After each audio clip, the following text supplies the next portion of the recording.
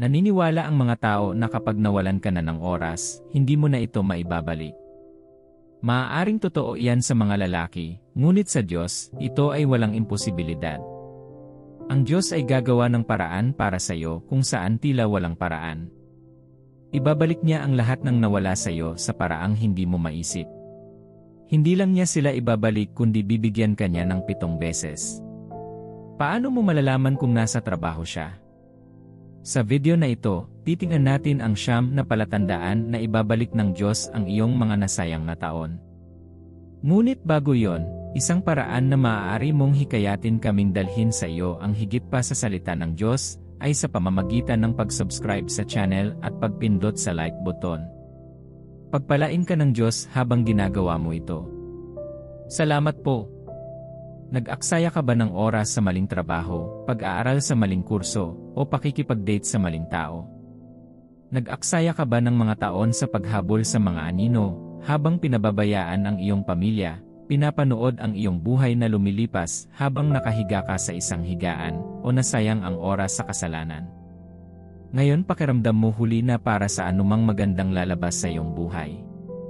Malayo iyon sa katotohanan.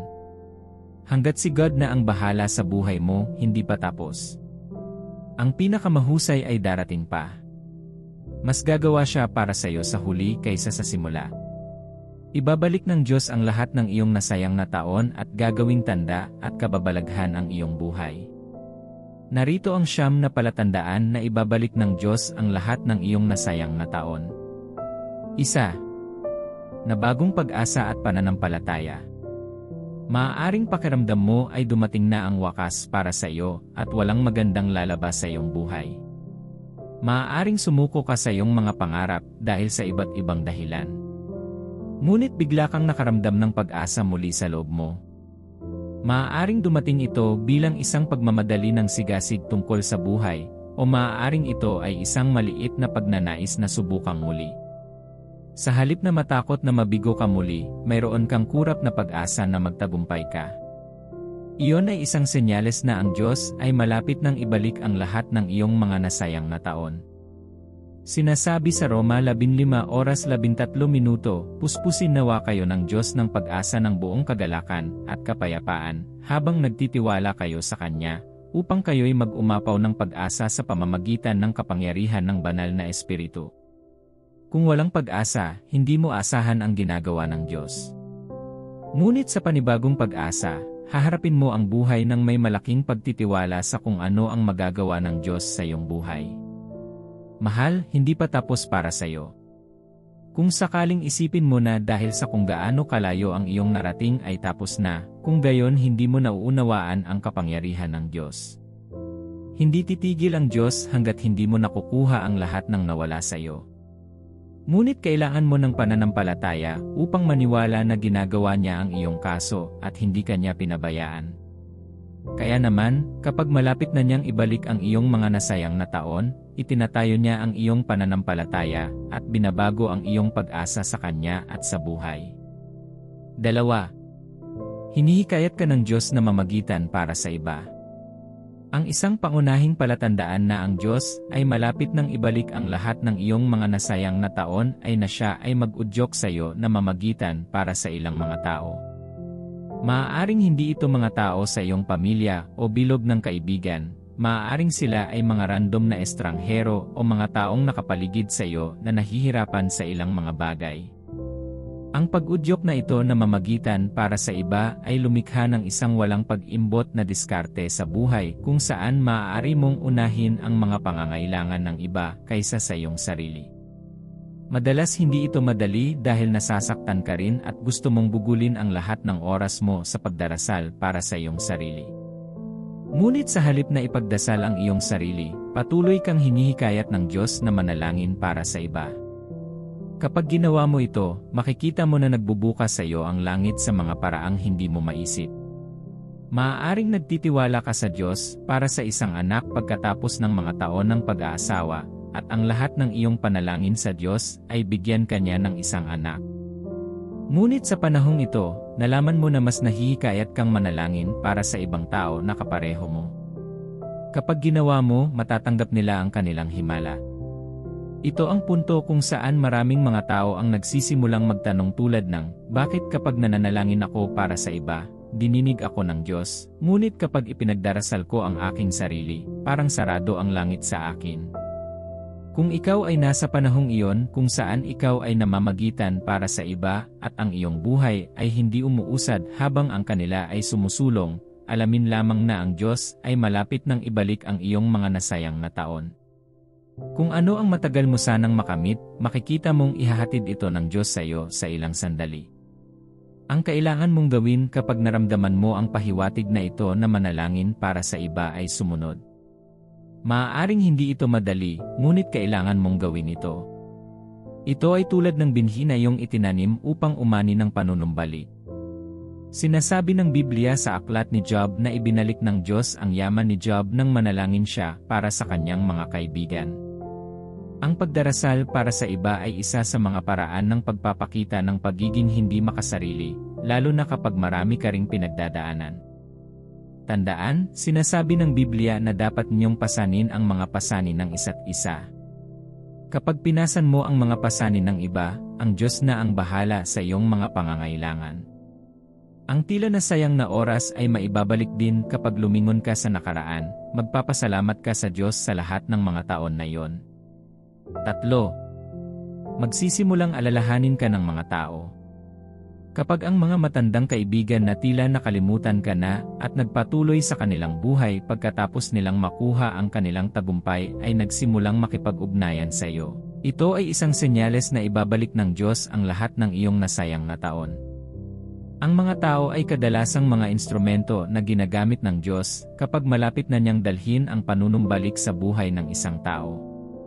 Ang pangkat ng mga tao na ito ay maaaring ang mga natulungan mo sa nakaraan o mga taong nakasama mo sa parehong sitwasyon, ngunit nauna sa iyo. Kadalasan, parang itinataguyod ng Diyos ang mga taong ito para matulungan ka rin nilang bumangon. Inilantad ni Mardocheo ang mga taong gustong pumatay sa hari, ngunit hindi siya ginantimpalaan sa paraang nararapat sa kanya. Ngunit dumating ang isang gabi nang hindi makatulog ang hari, at sa halip na aliwin ang sarili, nagpasya siyang suriin ang aklat ng mga tala. Doon, nakita niya kung saan nakasulat ang mabubuting gawa ni Mordecai. Sa halip na lumingon dito, kailangan niyang itanong kung paano ginantimpalaan si Mordecai. Nalaman niya na si Mordecai ay ginantimpalaan. Kinuha ng hari ang kanyang sarili na gantimpalaan siya. Si Mordecai ay pinarangalan sa buong lungsod dahil lamang nabuksan ang aklat ng alaala. Sa panahon ng panunumbalik, mararamdaman na parang may nabuksan na aklat ng alaala tungkol sa iyo. Ang mga taong matagal nang naka-move on ay magsisimulang maalala ka. Maaaring mabigla ka pa kapag sinabi sa iyo ng ilan sa kanila na ilang taon ka na nilang hinahanap, at kahit papaano ay may nakilala kang nakakaalam kung nasaan ka, at ibinigay sa kanila ang iyong impormasyon sa pakikipag-ugnayan. Ganyan gumagawa ang Diyos. Kapag oras na para ibalik niya ang lahat ng nawala sa iyo sa mga nasayang na taon, ililipat niya ang lahat ng kailangang makaalala sa iyo na gawin yon. Ipinaliwanag ni Joseph ang mga panaginip ng punong panadero at punong mayordomo ng hari. Ang punong mayordomo ay ibabalik sa kanyang posisyon sa palasyo, at sinabi ni Joseph sa kanya na alalahanin siya pagdating niya roon. Ngunit nakalimutan niya si Joseph. Nang oras na para ibalik ng Diyos si Jose, pinaalala ng Diyos ang punong mayordomo sa kanya sa tamang panahon. Kapag ito na ang tamang oras para sa iyong pagpapanumbalik, tiyak na gagawin ito ng mga taong kailangang makaalala sa iyo. Ngunit kapag hindi pa ito ang tamang oras, kahit na sinubukan mong makipag-ugnayan sa kanila, maaaring masyadong abala sila upang makita o maasikaso ka. Kapag nasa season ka na, ang kailangan mong gawin ay panatilihin ang iyong sarili sa tamang posisyon at huwag pilitin ang anumang bagay gamit ang iyong sariling karunungan. Huwag kalimutan na ang Diyos ang nagdadala ng pagpapanumbalik sa iyong buhay, at ginagamit lamang niya ang mga taong iyon bilang mga channel. Sa sandaling simulan mong makita sila bilang iyong tagapagligtas at tagapagpanumbalik, maaari mong ipalaglag ang ginagawa ng Diyos.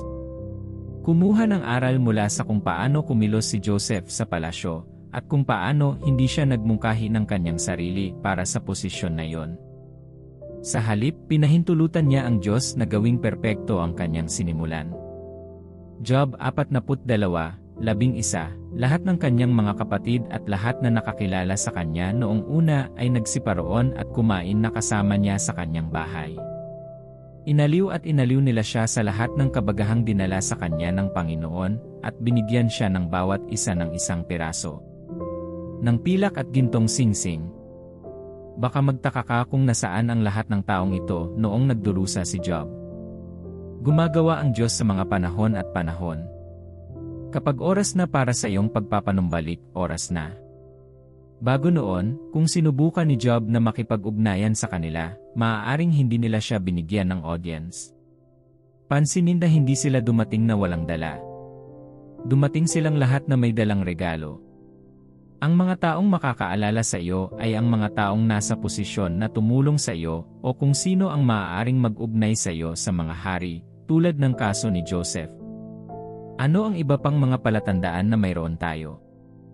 4. Magkakaroon ka ng mas malalim na koneksyon sa Diyos. Ang Diyos ang iyong tagapagpanumbalik. Siya ang nagdadala ng pagpapanumbalik sa iyong buhay, at kung walang lapit at koneksyon sa Kanya, maaaring makaligtaan mo ang Kanyang ginagawa. Ang ginagawa ng Diyos para sa iyo sa panahong ito ay lagi kang hihikayat niyang maglaan ng oras sa Kanya. Makikita mo ang iyong sarili na gumugugol ng mas maraming oras sa presensya ng Diyos. Kadalasan, maaaring hindi mo man lang ito pinaplano, ngunit makikita mo ang iyong sarili na nagnanais ng mas malalim na koneksyon sa Diyos. Dahil sa pagkawala o pagkabigo na iyong nararanasan, mayroon kang mga katanungan sa iyong puso na laging magtutulak sa iyo sa presensya ng Diyos. Tulad ni Job, gugustuhin mong maunawaan kung ano ang iyong ginawa para mangyari sa iyo ang gayong pagkawala. Gayunman, pansinin na sa buong panahon ng kanyang pagtatanong sa Diyos ng iba't ibang katanungan na bumabagabag sa kanya, iniulat ng Biblia na hindi niya inakusahan ang Diyos ng may kamangmangan. Sa halip, bumuo siya ng matalik na kaugnayan sa Diyos. Kapag pinag-aralan mo ang aklat ni Job, matutuklasan mo na mayroon siyang malakas na koneksyon sa Diyos.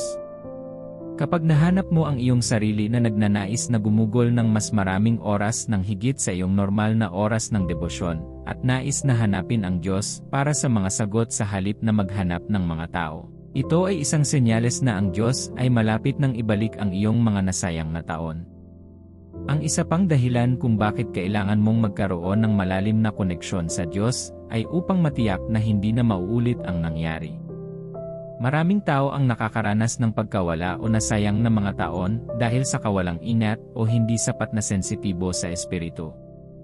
Upang maiwasang mangyari muli ito, kakailanganin mong bumuo ng isang matibay na ugnayan sa Diyos upang maunawaan mo kung ano ang Kanyang sinasabi sa iyo sa bawat punto ng iyong buhay. Dapat mong pangalagaan ang relasyong ito at tiyaking walang pumapalit sa lugar ng Diyos sa iyong buhay. Isa sa mga bagay na ipinaglalaban ng dyablo ay ang isang tao na gumugugol ng oras sa presensya ng Diyos. Kapag nakita ng dyablo na gumugugol ka ng mas maraming oras sa Diyos sa halip na magreklamo tungkol sa iyong sitwasyon, maaaring magdala siya ng mga taong magpapapahina sa iyo ng loob at magmukhang hindi ka seryoso sa paggugol ng oras sa Diyos at naniniwala pa rin sa Kanya sa kabila ng lahat ng nawala sa iyo. Ang isang halimbawa ay ang asawa ni Job. Makikita mo kung paano niya gustong huminto si Job sa paghawak sa Diyos at sumpain siya. Iyan din ang maaaring gawin ng mga tao sa iyo kapag nagsimula kang gumugol ng mas maraming oras sa Diyos sa kabila ng lahat ng nangyayaring mali sa iyong buhay. Huwag panghinaan ng loob sa kanilang mga salita. Sa halip, manindigan sa mga pangako ng Diyos at laging tandaan na hindi kailanman bibigyan ng Diyos ang mga nagtitiwala sa Kanya. 5. Pagkakasundo at ibinalik na mga relasyon. Maaari kang makaranas ng pagkawala at nasayang na mga taon dahil sa isang hiwalay na relasyon sa ilang mga tao na mahalaga sa iyong buhay. Para maganap ang pagpapanumbalik, ang mga taong ito ay kailangang maibalik sa iyong buhay. Kapag sinimulan ka ng Diyos na kumilos upang humingi ng kapatawaran kung saan ka nagkamali at patawarin ang iba na nagkasala sa iyo, upang makipagkasundo sa kanila, iyon ay isang malaking senyales na malapit nang ibalik ng Diyos ang iyong mga nasayang na taon. Nagbigay si Jesus ng isang talinghaga ng isang anak na umalis sa bahay at sa kanyang ama. Kinuha ang kanyang buhay sa kanyang sariling mga kamay, nagpunta siya sa isang malayong bansa, at nagsimulang mamuhay ng matuwid. Nawala niya ang lahat ng mayroon siya, at napunta mula sa pagiging anak ng isang iginagalang na tao sa lipunan hanggang sa isang dukha na nag-aalaga ng baboy at kumakain ng pagkain ng baboy. Nang itakda ng Diyos na ibalik ang mga taon na kanyang nasayang, binigyan niya siya ng pagnanais na bumalik sa kanyang ama. Nang bumalik siya sa kanyang ama, naibalik siya sa kanyang posisyon. Maaaring kailanganin mo ring bumalik sa ilang tao para makipagkasundo sa kanila.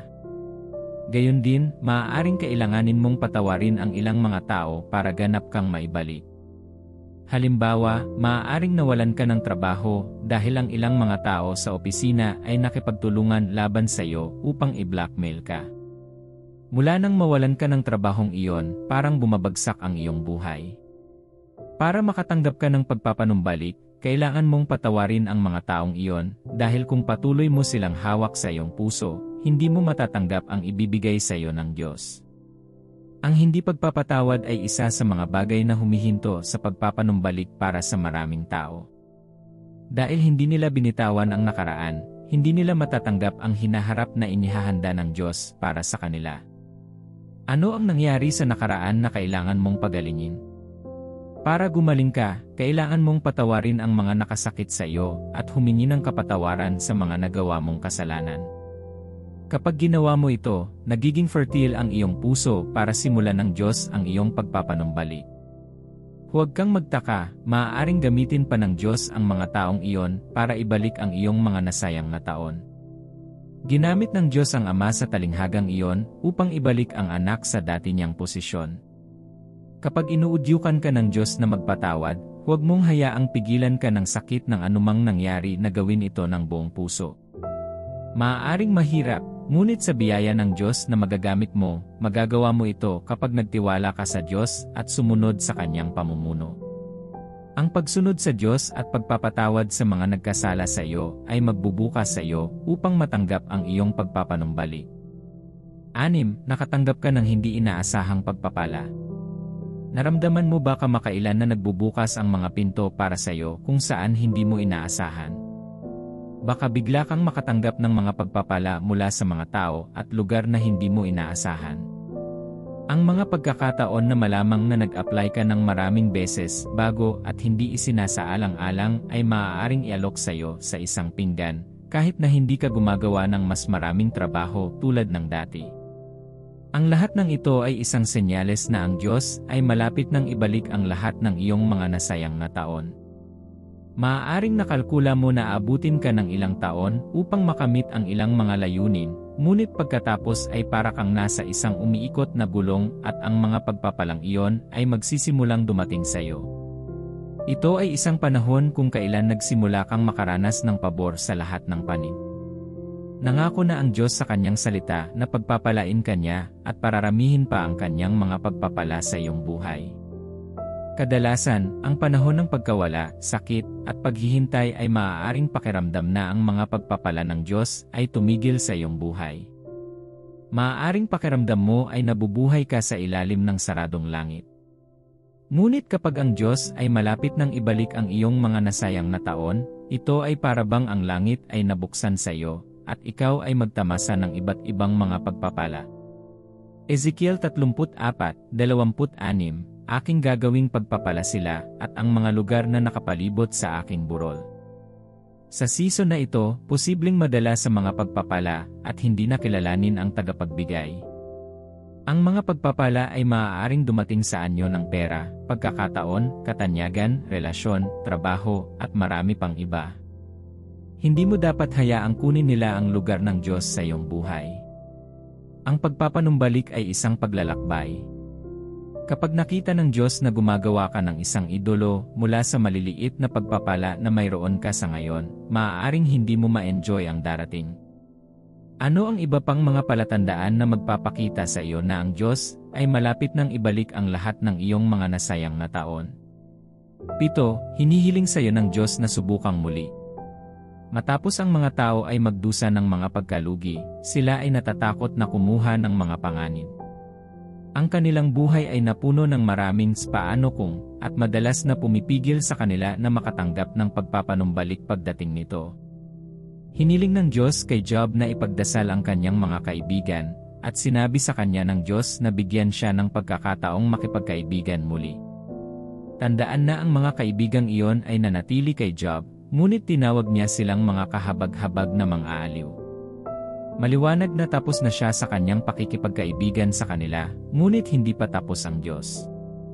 Kailangan niya si Job para mapanatili pa rin ang kapayapaan sa kanila. Nagtiwala si Job sa Diyos at ginawa niya ang itinuro sa kanya. Magtitiwala ka ba sa Diyos? Iyan ay isang tanong na kailangan mong sagutin. Ilalagay mo ba muli ang iyong mga lambat sa tubig kapag hiniling niya sa iyo? Ang mga alagad ay nagpagalbuong magdamag.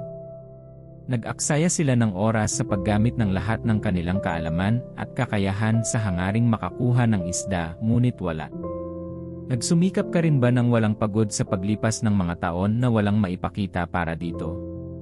Magulo pa rin ang iyong buhay pinansyal sa kabila ng iyong pagsisikap. Ang iyong kalusugan ay gumuho pa rin sa kabila ng iyong pagiging malay sa kalusugan. Ang iyong negosyo ay patuloy na nagkakaroon ng mga pagkalugi sa kabila ng iyong pagiging maselan sa pagsunod sa lahat ng mga patakaran. Nang dumating si Jesus sa kanila sa umaga, tinanong niya kung may nahuli sila at wala silang sinabi. Naiisip mo ba kung ano ang mangyayari kung sinabi nilang may nahuli sila? Namiss nila ang paparating na pagpapanumbalik. Ang unang hakbang sa pagtanggap ng pagpapanumbalik ay ang pagkilala na may nawala ka. Hindi lamang kinikilala ito ng mag-isa, ngunit ang pag-alam na hindi mo ito maaayos sa iyong sarili ay mahalaga din. Sinabi ni Jesus sa kanila na ilagay ang kanilang mga lambat sa isang partikular na bahagi ng dagat. Ngayon, ang mga ito ay sinanay at propesyonal na mga mangingisda na nangisda bago nila nakilala si Jesus. Ito ay sa parehong dagat na ginamit nila ang kanilang kadalubhasaan at walang nahuli. Ngunit hinihiling niya sa kanila na ulitin ang parehong bagay. Maaaring isinulat mo ang pagsusulit na iyon sa loob ng maraming taon nang hindi nakukuha ang kwalipikadong marka na kailangan mo upang umunlad. Ngayon, upang maibalik, sinasabi ni Jesus na dapat kang magparehistro muli para sa parehong pagsusulit. Ang kailangan mong gawin ay sumunod. Pansinin na ang mga alagad ay sumunod, ngunit ito ay bahagyang pagsunod.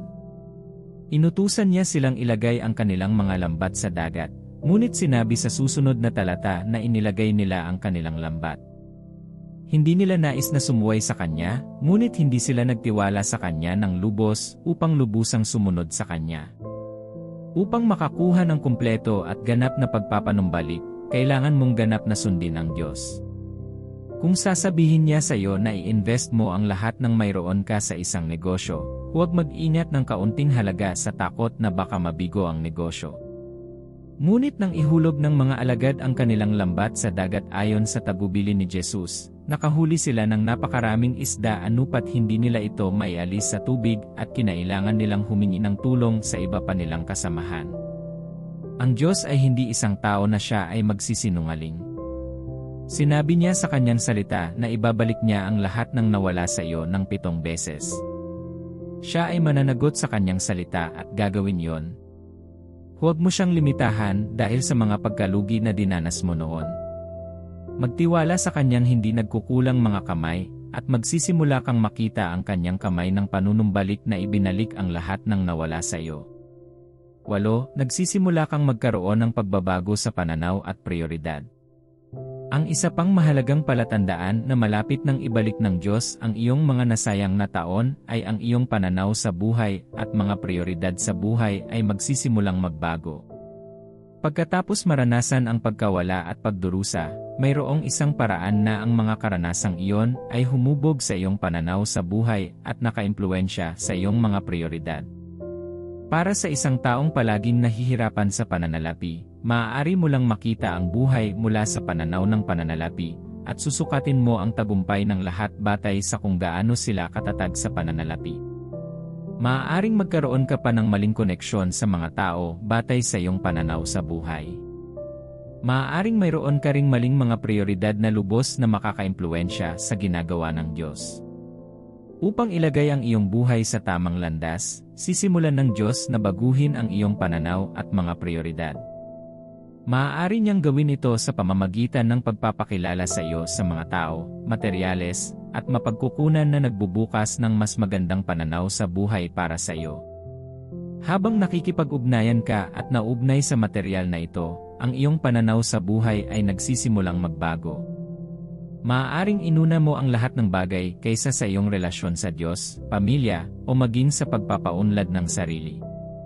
Para maibalik ng Diyos ang iyong mga nasayang na taon, maaari niyang dalhin sa iyo ang mga turong nagsasabi tungkol sa lugar ng Diyos sa buhay ng isang tao at ang kahalagahan ng pagbibigay prioridad sa iyong relasyon sa Kanya.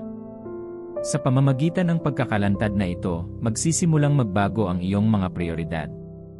Kapag nangyari ang pagbabagong ito, nagbubukas ito sa iyo upang matanggap ang pagpapanumbalik na dinadala ng Diyos sa iyong buhay.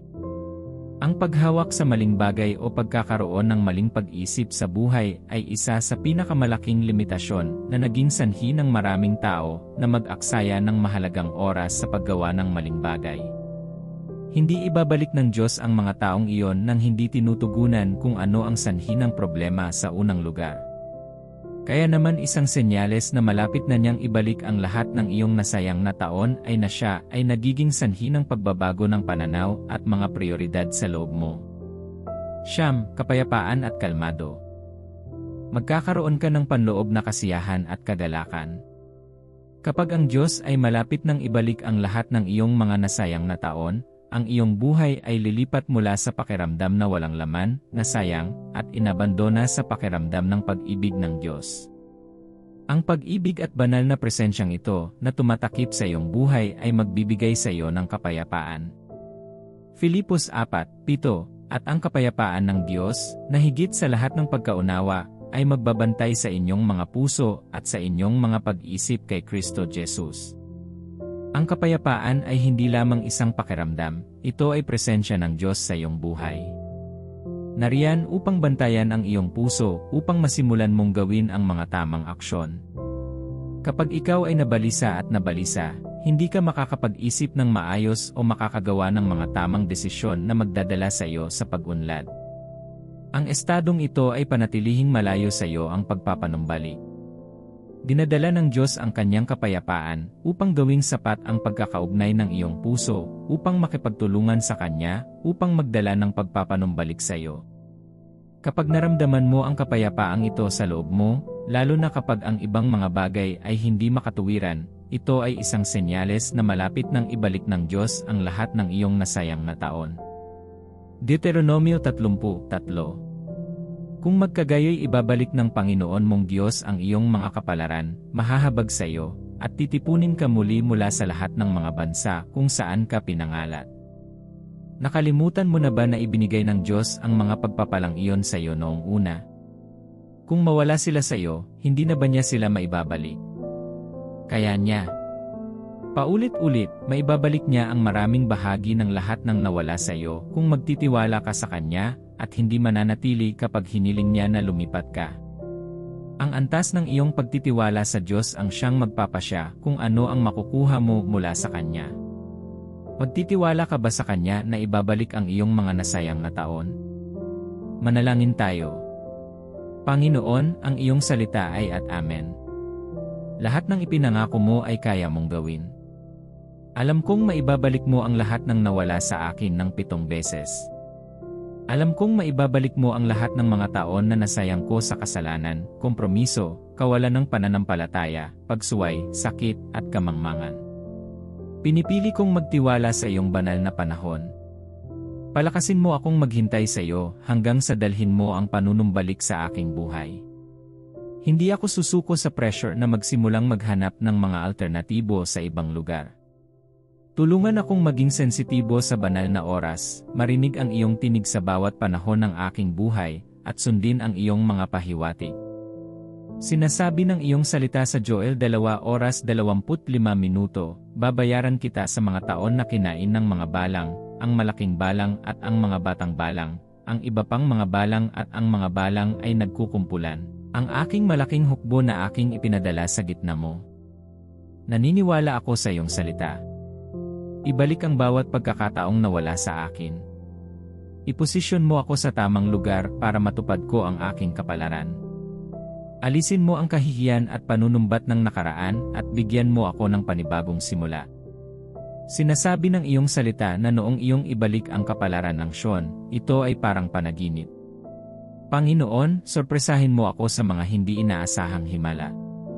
Kung saan hindi ko pinapansin, itaas ang tulong para sa akin doon.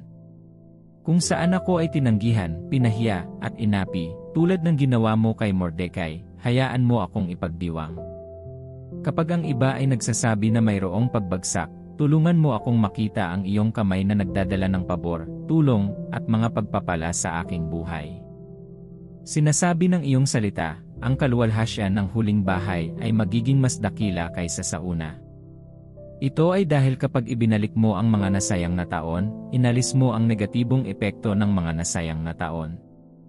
Dalangin ko na ang iyong kaluwalhasyan ay sumikat sa aking buhay at gawing mas maganda ang hinaharap para sa akin kaysa sa anumang naiisip ko. Panginoon, pinabayaan ko ang lahat ng pumipigil sa akin na maranasan ang ganap na pagpapanumbalik.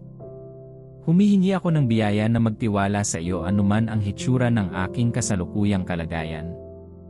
Alam kong maaari mong ibalik at iyon lang ang pipiliin kong paniwalaan. Ibalik ang lahat ng mga taon na nasayang ko sa kawalan ng paniniwala at pagsuway. Sa ngayon, ipinangako ko ang aking sarili na sundin ang iyong kalooban at gawin ang lahat ng gusto ninyong gawin ko. Ibalik ang aking kalusugan, pananalapi, relasyon, at lahat ng bagay na kinuha sa akin ng kaaway. Dalangin ko ang biyaya na makipagkasundo sa lahat ng kailangan ko, upang makalaya mula sa nakaraan at sumulong. Pinapatawad ko ang lahat ng nakasakit sa akin. Alam kong ang iyong pagpapanumbalik ay magdadala ng pisikal, espiritual, at emosyonal na pagpapagaling sa akin. I-renew ang aking isipan mula sa bawat paniniwala at pananaw na pumipigil sa akin. Buksan ang aking mga mata sa anumang lugar ng kamangmangan at tulungan akong maghanap ng kaalaman.